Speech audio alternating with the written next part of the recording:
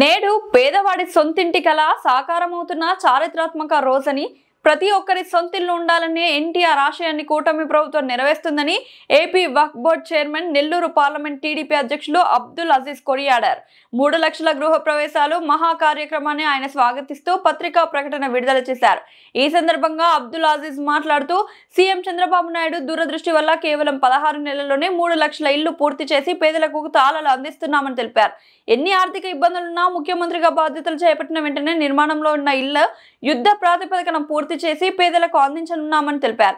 పేదవాడి సొంతింటి కల నెరవేర్చేందుకు 2 సెంట్ల భూమిని ఇచ్చి చంద్రబాబు పేదల పెన్నిధిగా నిలిస్తే దాన్ని సెంటు భూమికి కుదించి పేదల ద్రోహిగా జగన్ రెడ్డి నిలిచిపోయారు. ఇల్లు కాదు ఊళ్ళే నిర్మిస్తామని చెప్పి మాట తప్పిన ఘన చరిత్ర జగన్మోహన్ రెడ్డిదని ఎద్దేవా చేశారు. పేదవాడికి సెంటు భూమి ఇచ్చి తాను మాత్రం విలాసవంతమైన ప్యాలెస్ లో సేద తీరుతున్నారని అన్నారు.